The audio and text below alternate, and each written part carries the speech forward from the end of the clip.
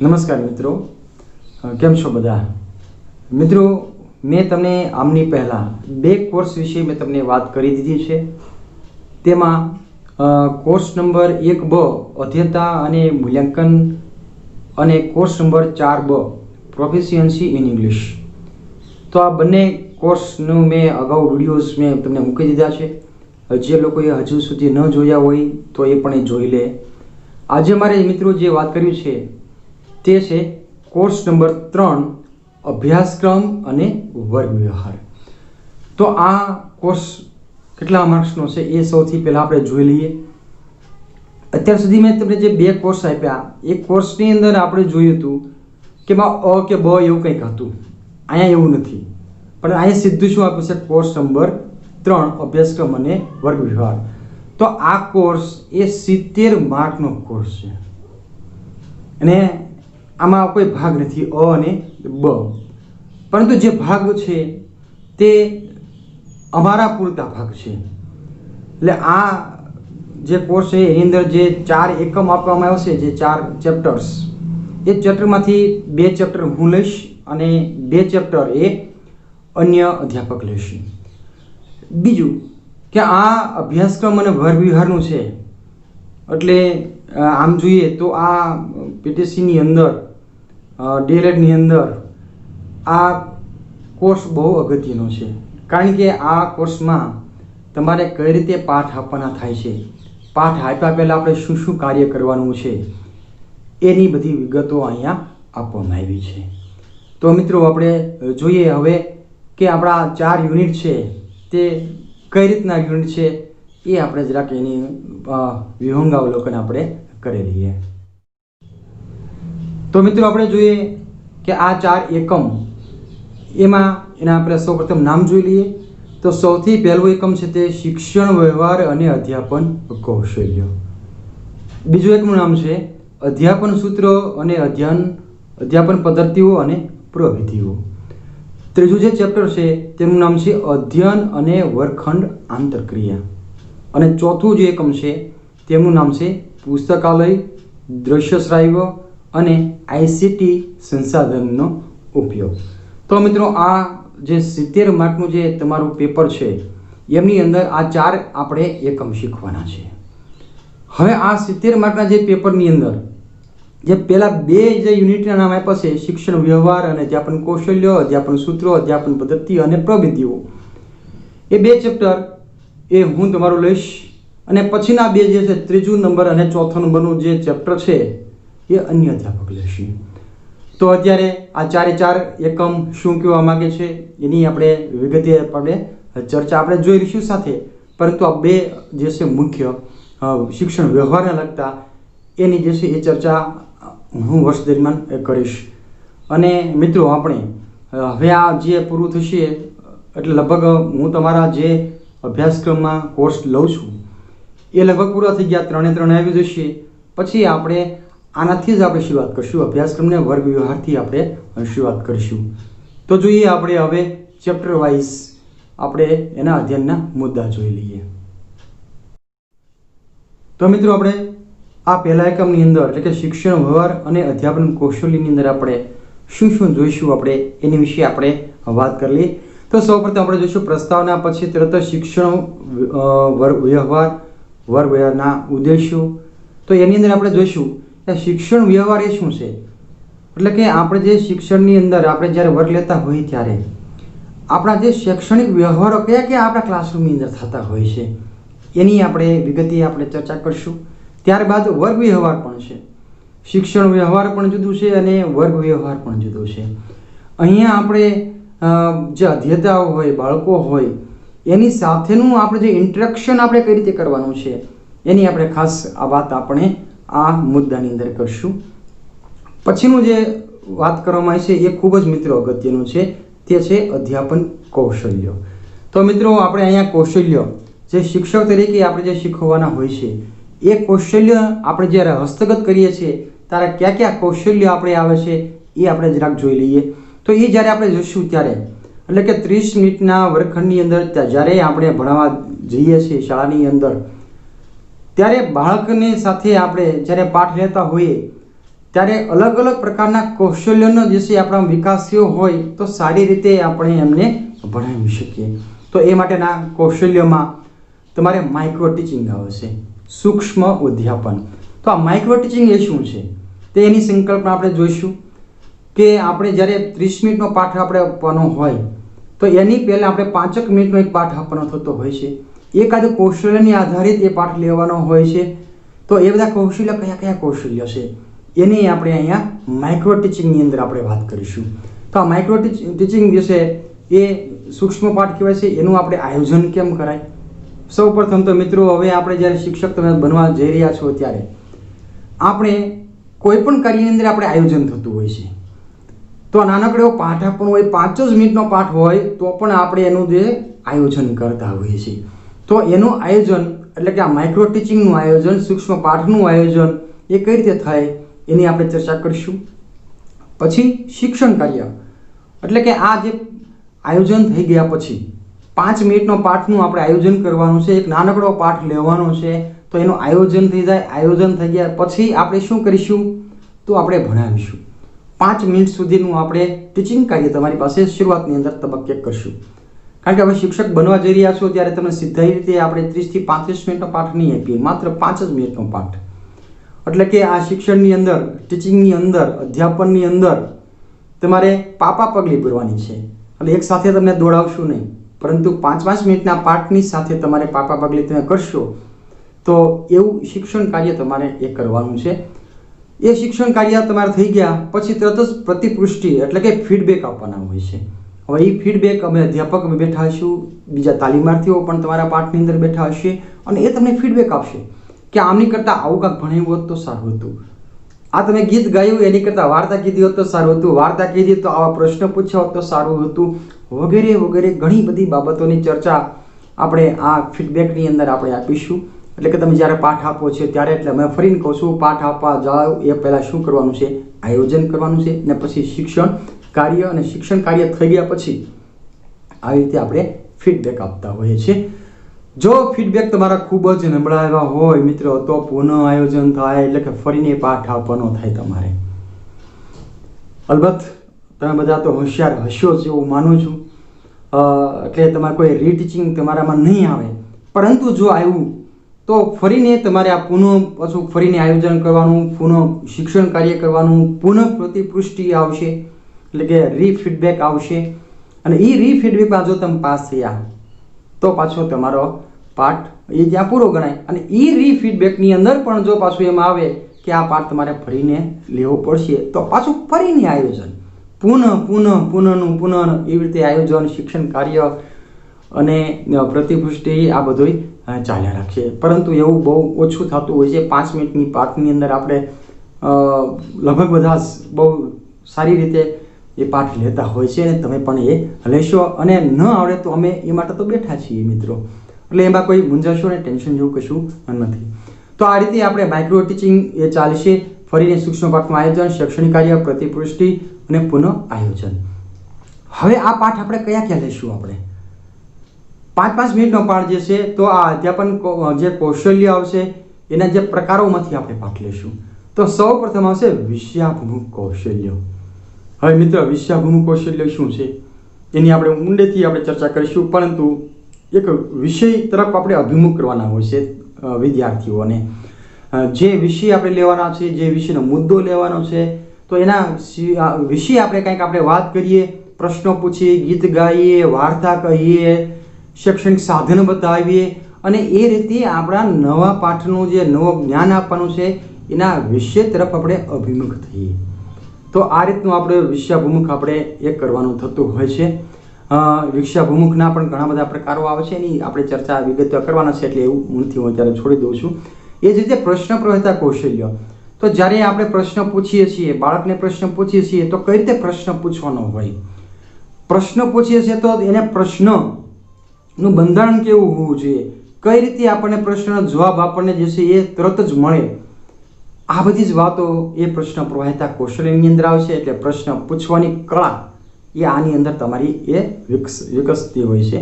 પછી આવશે સુદૃઢીકરણ. સુદૃઢીકરણ એટલે શું? તો આપણે કોઈ વિદ્યાર્થી જો જવાબ આપે તો આપણે એમ કહેતા હોઈએ સરસ, શાબાશ, સુંદર, આપણે વાવતા બળતા હોઈએ, ધન્યવાદ આપતા હોઈએ. તો આવા જે શબ્દો આપણે બોલીએ છીએ એની આપણે સુદ્રઢક કહેવાય છે. તો આ સુદ્રઢક એ શું, કઈ રીતના સુદ્રઢક આપવાના હોય અને શા માટે સુદ્રઢક આપણે આપવા જોઈએ એની ચર્ચા અહીંથી આપણે કરીશું. પછી આવશે કાપા કાર્ય કૌશલ્ય. કાપા કાર્ય એટલે કાળા પાટિયાનું કાર્ય, અને કાળા પાટિયાનું કાર્ય એટલે બ્લેકબોર્ડ વર્ક. મિત્રો, શિક્ષકનો મિત્ર એટલે કે બ્લેકબોર્ડ. બોર્ડ બ્લેક જ હોય જરૂર નથી, ગ્રીન હોઈ શકે, વ્હાઇટ હોઈ શકે અને સ્માર્ટ બોર્ડ પણ હોઈ શકે. મારી પાસે સ્માર્ટ બોર્ડ નથી, પણ હું આ જુઓ તમે અત્યારે જુદા જુદા પ્રકારનું હું તમને બ્લેકબોર્ડ ટેકનોલોજી વાળું જે હું તમને આપી રહ્યો છું.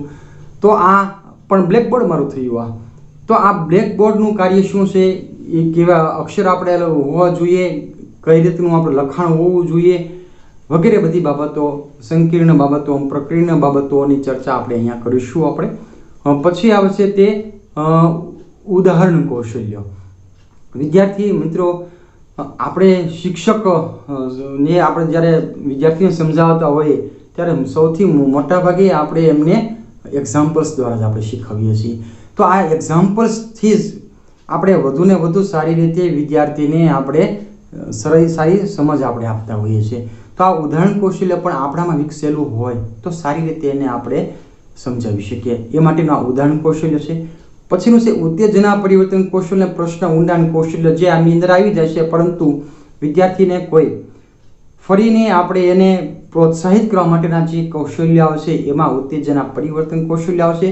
અને એક પ્રશ્નનું ઊંડાણ કૌશલ્ય, જેની અંદર પ્રશ્ન નો જો આપણે પૂછવું હોય, જવાબ ન મળ્યો હોય તો ફરી વખત આપણે કેવા પ્રશ્ન પૂછવી જોઈએ જેથી કરીને પ્રશ્ન ઊંડાણ કૌશલ્યનું બહાર આવે. તો આવા મિત્રો કૌશલ્ય છે. માઇક્રો ટીચિંગ, એ તમારે પાઠ આપવાના થાય, 4 પાઠ આપવાના છે તમારે. આ બધા જ પાઠમાંથી 4 પાઠ આપવાના છે. એમાં તમારે આપવાનું છે વિષયાભૂમ કૌશલ્ય, પ્રશ્ન પ્રવાહિતા કૌશલ્ય, સુદૃઢીકરણ કૌશલ્ય અને કાપા કૌશલ્ય. બરાબર. સુદૃઢીકરણ કૌશલ્ય આપણે એમ એક સાથે લઈ લઈએ તો એક વધારાનું લઈ લઈએ આપણે ઉદાહરણ કૌશલ્ય. તો આ 5 જેટલા જે છે કૌશલ્યનો અભ્યાસ હવે પછી જ આપણે કરવાના છીએ, તરત જ કરવાના છીએ આપણે, અને એ રીતે આપણું આગળ કામ થશે. તો આ મિત્રો શિક્ષણ વ્યવહાર અને અધ્યાપન કૌશલ્યો અને એમની અંદર રહેલા મુદ્દા. પછીનું આપણે ચેપ્ટર જોઈએ. તો મિત્રો બીજું એકમ છે, એનું નામ છે અધ્યાપન સૂત્ર, અધ્યાપન પદ્ધતિઓ અને પ્રવિધિઓ. તો સૌપ્રથમ આપણે એમાં જોઈશું પ્રસ્તાવના, ઉદ્દેશ જોઈશું અને અધ્યાપનના મુદ્દાની અંદર આપણે જોઈશું ખાસ કરીને અધ્યાપન સૂત્રો. તો અધ્યાપન સૂત્રો એ શું છે? અધ્યાપનની અંદર ઘણી વખત આપણા જે છે અનુભવી શિક્ષકો, અનુભવી શિક્ષણ શાસ્ત્રીઓ, એને જે અનુભવ પરથી લાગ્યું હોય એને આપણે અધ્યાપનના સૂત્ર કહેતા હોઈએ છીએ. એમાંથી જે કાંઈ તાળવેલું કાર્ય હોય છે એ સૂત્ર હોય છે. દાખલા તરીકે હું તમને એક કહું કે સરળતાથી કઠિનતા તરફ, તો એક આ સૂત્ર થયું. આ સૂત્ર કઈ રીતે આવ્યું? કોઈ સંશોધન દ્વારા નથી આવેલું, પરંતુ એક અનુભવ દ્વારા આવેલું છે કે આપણે સૌપ્રથમ સરળ શીખવું જોઈએ અને પછી એને કઠિન તરફ. તો આવા કેટલાક આપણે સૂત્ર આપણે જોઈશું. પદ્ધતિ અને પ્રવિધિઓ પણ વિશે આપણે વાત કરવાની છે, જેની અંદર આપણે વાત કરીશું અધ્યાપન પદ્ધતિઓ. તો અધ્યાપન ઘણી બધી રીતે થઈ શકે, જુદા જુદા વિષયની તો અલગ અલગ હોવાની જ છે, પરંતુ એક એવી પદ્ધતિ હોય છે જે દરેક વિષયની અંદર કામ આવતી હોય. તો એવી કઈ કઈ પદ્ધતિઓ રહેલી છે એની આપણે ચર્ચા કરીશું. એ જ રીતે જે રીતે પદ્ધતિ આવે છે એ જ રીતે આવે છે પ્રયુક્તિઓ, ટેકનિક્સ આવે છે. તો આ શીખવાની બાબતમાં ઘણી બધી ટેકનિક્સનો આપણે ઉપયોગ કરવાનો હોય છે. મિત્રો હું તમને એક જ વાત કરું કે એક જ આપણે માત્ર ચિત્ર બતાવ્યું હોય વિદ્યાર્થીઓને, તો એ ચિત્ર એ 2000 શબ્દોની ગરજ સારે છે મિત્રો. તો આ એક ટેકનિક થઈ.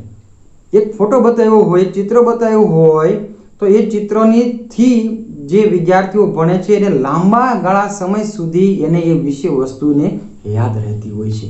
તો આવી કેટલી બધી પ્રયુક્તિઓ છે એની ચર્ચા આપણે અહીંયા કરીશું.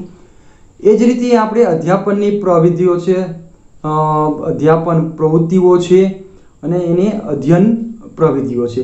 તો અહીંયા અધ્યયનની અને અધ્યાપનની પ્રવિધિઓ અને પ્રવૃત્તિઓ અને પ્રયુક્તિઓ કઈ કઈ રહેલી છે એની ચર્ચા આપણે આ બીજા એકમની અંદર કરશું. તો તો મિત્રો આવી રીતે એ બધી પદ્ધતિ છે, પ્રયુક્તિઓ છે જે વારંવાર આપણને કામ લાગતી હોય છે. અને બીજા નંબરમાં હું કહી દઉં કે ટેટની અંદર પણ આ બધી પ્રવૃત્તિઓનો ઘણા બધા પ્રશ્નો ટેટ 1 ની અંદર એ પૂછાતા હોય છે. તમારે ટેટ 1 થી પાસ તો થવું છે ને તમારે. જો પાસ થશો તો જ તમને જે છે ગવર્મેન્ટની અંદર સર્વિસ મળે.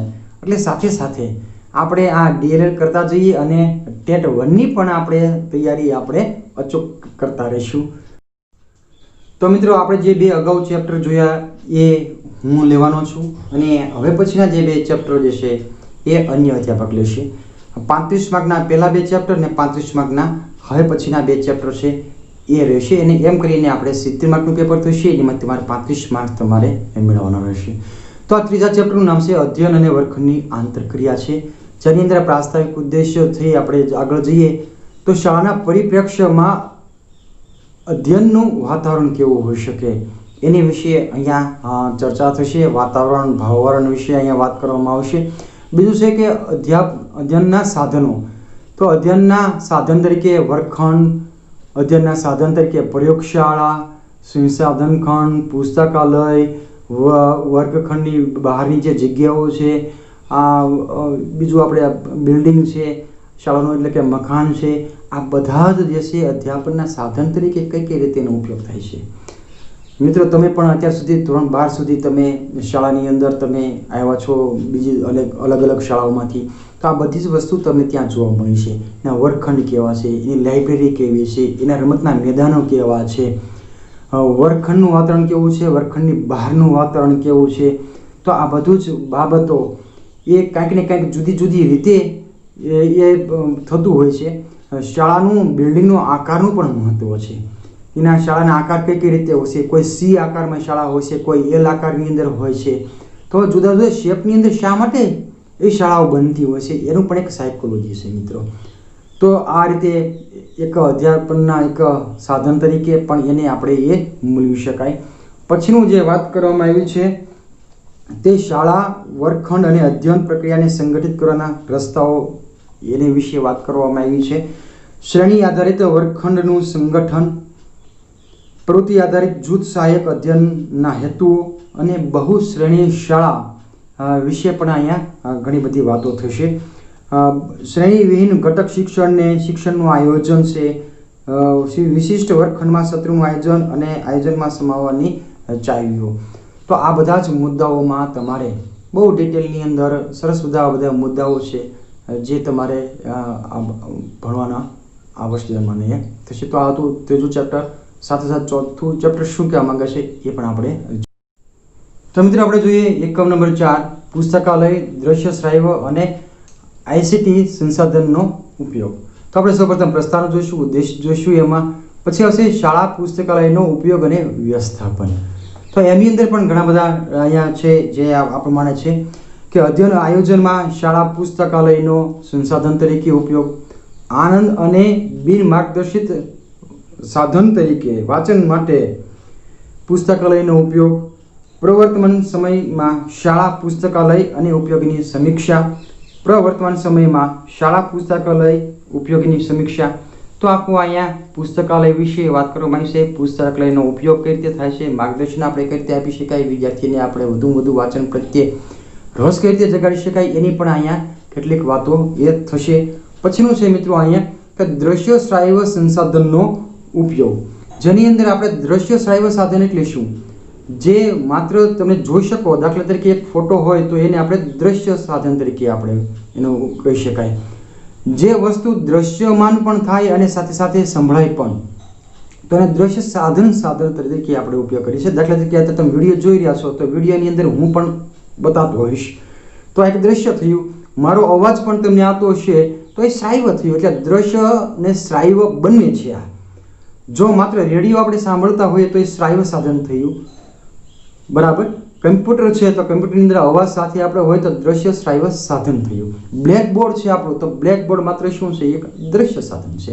તો આવી રીતે દ્રશ્ય શ્રાવ્ય સાધન જે આપણે ટીચિંગ લર્નિંગ મટીરિયલની અંદર એટલે કે શૈક્ષણિક સાધનની અંદર આપણે જે વપરાય છે એની અહીંયા વાત એ કરવામાં આવી છે. તો અહીંયા સૌપ્રથમ છે દ્રશ્ય શ્રાવ્ય માધ્યમની વિદ્યાર્થી પર થતી અસર. કે મિત્રો એક આપણે ક્લાસરૂમની અંદર આમનામ આપણે જો વ્યાખ્યાન આપતા હોય એની કરતાં કોઈ આવા દ્રશ્ય શ્રાવ્ય સાધનનો ઉપયોગ કરીએ અને જો આપણે પાઠ આપતા હોઈએ તો એની વિદ્યાર્થીના માનસ ઉપર ખૂબ જ એક લાંબી અસર રહેતી હોય છે.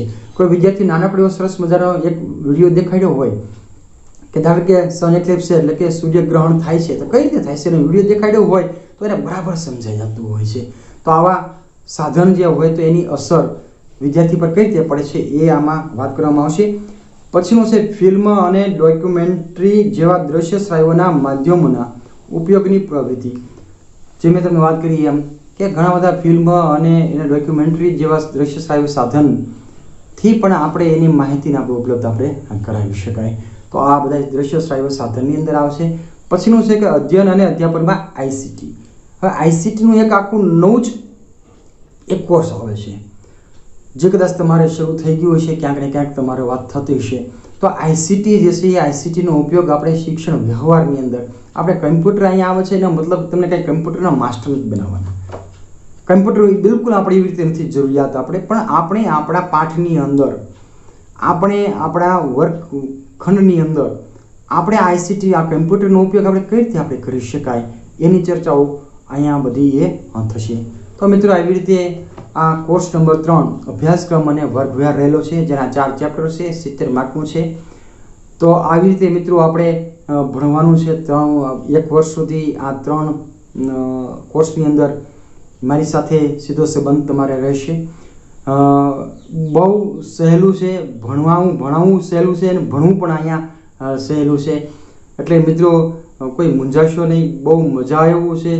હસતા હસતા આનંદ કરતાં અને આપણે કાર્યક્રમો તો એટલા બધા હશે એવા કાર્યક્રમો મૂકીશું જેથી કરીને તમને આ બધા ચેપ્ટર્સ બધા જે છે એ તમને આપોઆપ એ આવડતા જાય. ખાસ કરીને આપણે પ્રેક્ટિકલથી આપણે વધુ આપણે એમાં શીખતા હોઈએ છીએ. તો મિત્રો મારે ભાગે જે કંઈ તમને 1 વર્ષ દરમિયાન તમને જે કોર્સ લેવાના છે એનું ઇન્ટ્રોડક્શન હું લગભગ બધું આપી ચૂક્યો છું.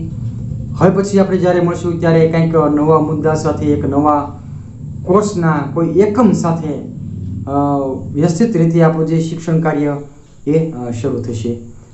મિત્રો હજુ પણ તમને કહું છું કે જે લોકો મારો વિડીયો જુએ છે એને એમ લાગે કે હજી બરાબર સમજાતું નથી અથવા એને હજુ કાંઈ દીધવા રહી ગયું હોય મનની અંદર, અથવા એવું પણ થાય કે હું આ પીટીસી કે આ ડીએલએડની અંદર ક્યાં આવી ગયો કે આવી ગઈ, આવું કંઈ પણ થતું હોય અથવા એને ભવિષ્યની અંદર આની કારકિર્દી બનશે કે નહીં એના પણ કેટલા બધા પ્રશ્નો તમને મનમાં ઉદ્ભવ થતા હશે. જ્યાં પણ તમને કાંઈ સંકોચ લાગે, તમને એવું લાગે કે આવું આ કરવા જેવું છે તો અલબત્ત મને ફોન કરીને તરત પૂછજો જેથી કરીને સાચી માહિતી તમને એ મળી રહે. તો મળીશું મિત્રો એક નવા બીજા વિડીયો સાથે. અસ્તુ.